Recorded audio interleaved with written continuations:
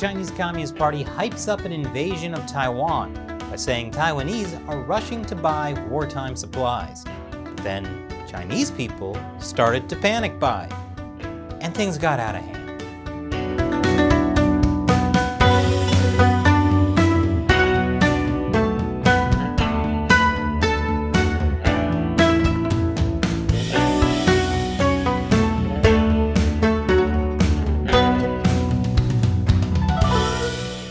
Welcome to China Uncensored, I'm Chris Chappell.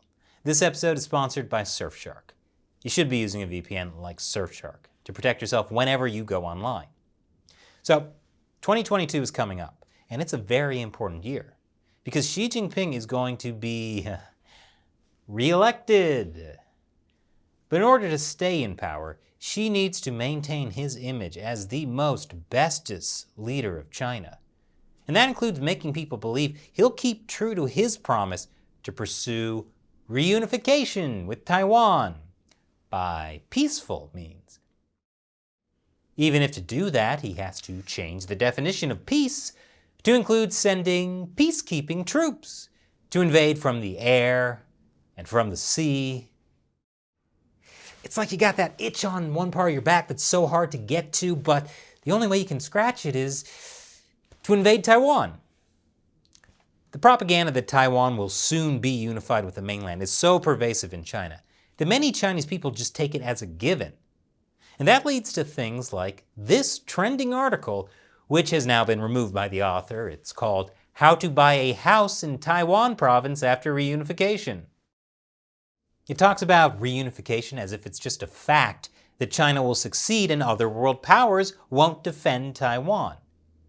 And then there's the new viral song, Go to Taiwan in 2035.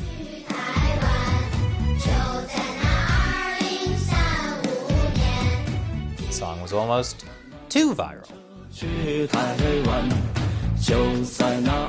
Who's going to tell them that they've basically been making the same song ever since 1959?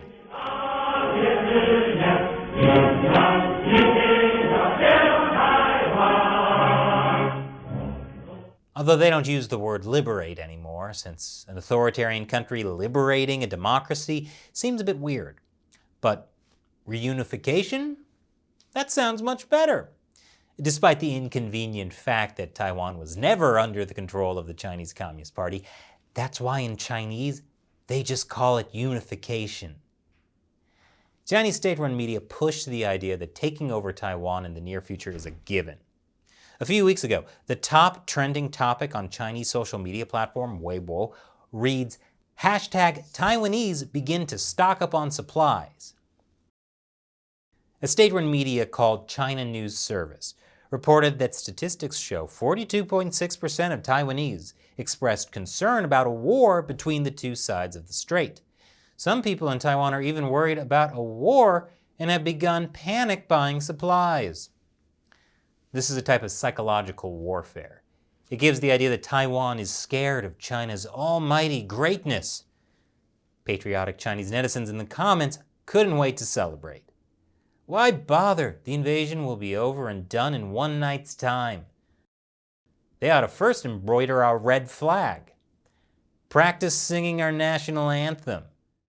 The PLA won't harm nationalists. If you love our nation, you have nothing to be afraid of.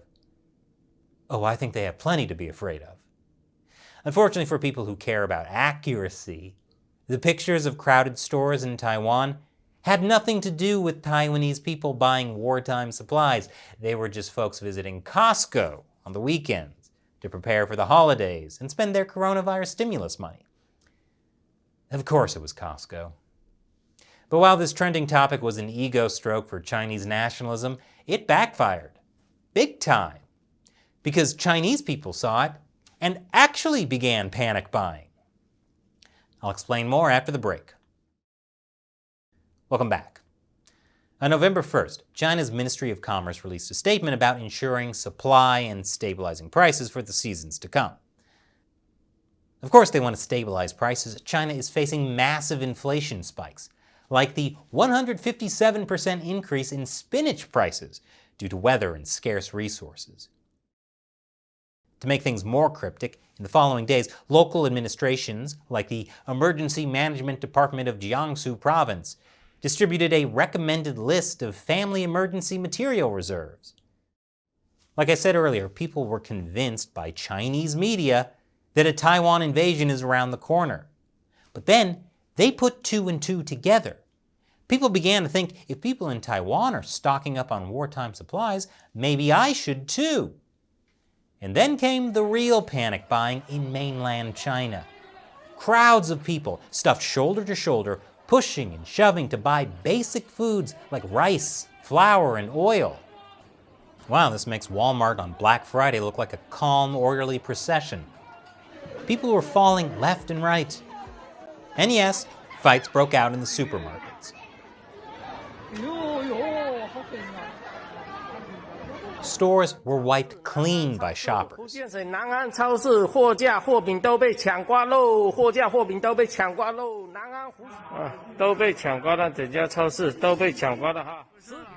Are these people all buying entire pigs?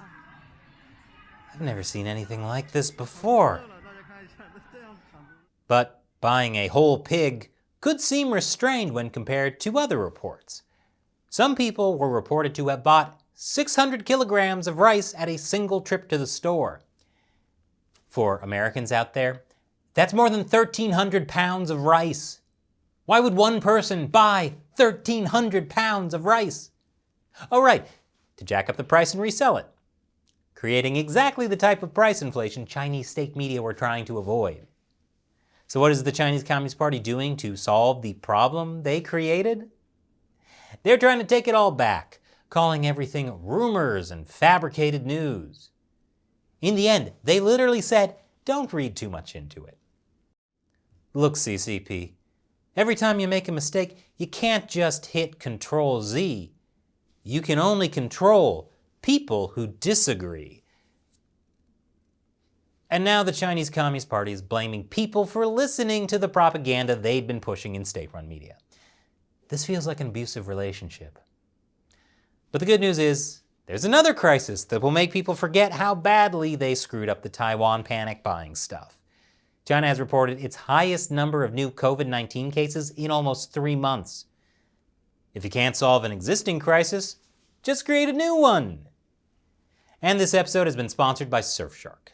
Because if you're in a place where it's hard to access true information, you need a VPN like Surfshark. And Surfshark protects you when you go online, whether you're in an authoritarian country like China or a free country like Taiwan. Surfshark has uncrackable encryption and the most secure VPN protocols. And with IP and DNS leak protection, neither the government nor your internet service provider can find where you're really connecting from. And Surfshark doesn't keep logs of what you do online. That's why using a VPN like Surfshark is a key part of protecting yourself whenever you go online. So use Surfshark. And another great feature is you can connect as many devices as you want with just one Surfshark account. So try it now.